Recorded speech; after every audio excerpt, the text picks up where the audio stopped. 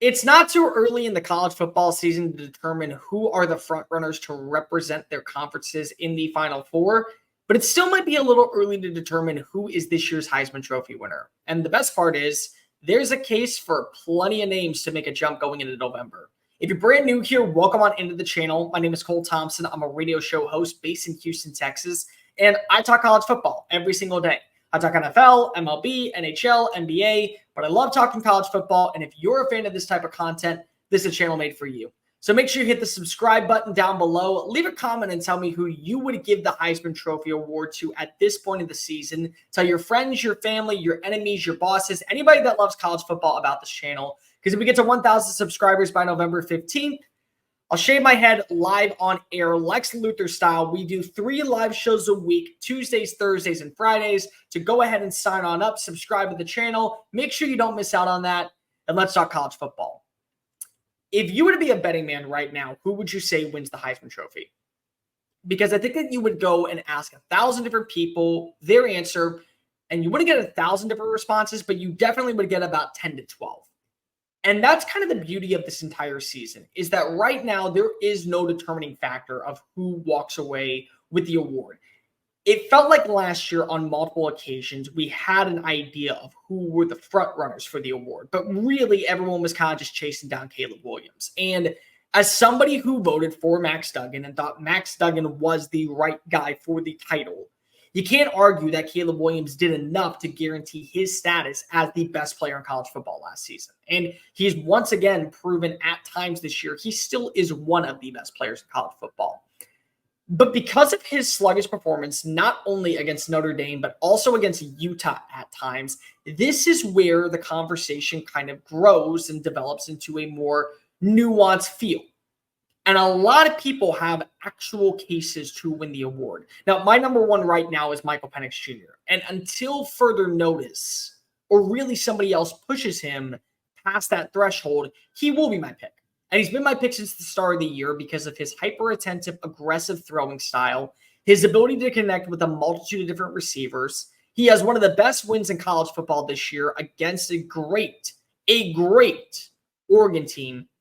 And because of who he still has to play in the Pac-12 with games against Washington State and Oregon State and USC and Utah for that matter, these are games that are going to be main stages that will determine, and at least in my opinion, if he is worthy of being in that conversation. And I think he is, but he's not alone.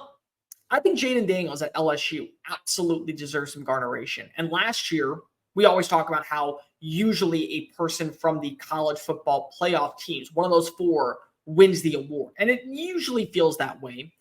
But you realize that Jayden Daniels has been on fire really all season. He's not been the problem with this 6-2 Tigers team. In fact, he's been one of the bigger solutions. Back-to-back games, he's thrown for over 300 yards. Not to mention, he's completing roughly around 73% of his throws. He's got 25 touchdowns against 3 interceptions, and he's also rushed for 5 scores.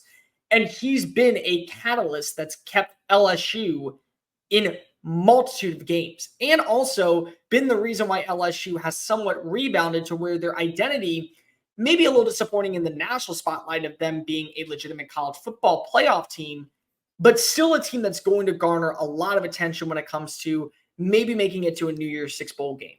And he's got games ahead. He does. He's got Florida, he's got Alabama, he's got Texas A&M. He balls out in all 3 of those games. It's very hard to say that right now he doesn't belong, at least in a conversation of being a Heisman Trophy winner. Another name, Dillon Gabriel. Anybody really thought about Dillon Gabriel this year? Probably not. And if you have, you really thought about him for one game, the Texas game. And well, you should. The Red River is a massive showdown, and it does determine usually at least one representative in the Big 12 title game, if not both, and how you are viewed in the college football playoff spectrum.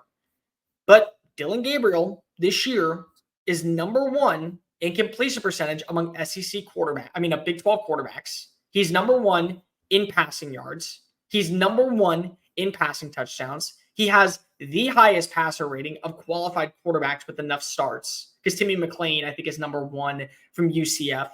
He has the highest passer rating of all quarterbacks and the highest QBR rating And he also has this Oklahoma team undefeated. They continue to pile up wins, even though they don't really have that major struggle game or like that must-see moment, because their big must-see moment came against Texas. He continues to play the way that he has. You're probably going to have him going to New York City. And then, of course, you have some other dark horses that absolutely deserve praise. Carson Beck's one. I don't think Carson Beck is going to win the Heisman this year. I really don't. But you have to give him his credit. He has been one of the determining factors that benefits Georgia. Georgia has a sound defense. They've gotten better at defending the run as of late. But Carson Beck has been one of the more polished quarterbacks in the SEC. He's number 1 in completion percentage. He's in the top 5 in passer rating. He's in the top 5 in passing touchdowns. And more specifically, he also continuously is piling up wins and keeping drives alive and momentum at an all-time high in Athens. This weekend against Florida is going to be a massive test for him to show everybody that he is, without question, the right guy and a quarterback capable of leading Georgia to a national title. Its 3rd national title in as many years. So that's something to monitor. And then another name is J.J. McCarthy. McCarthy, from a stat standpoint, is nowhere near close to being a Heisman Trophy caliber quarterback. He isn't. But he does lead the Big Ten in completion percentage, and he is averaging over 78.1% of his throws. He leads the Big Ten in yards per pass attack, 10.6.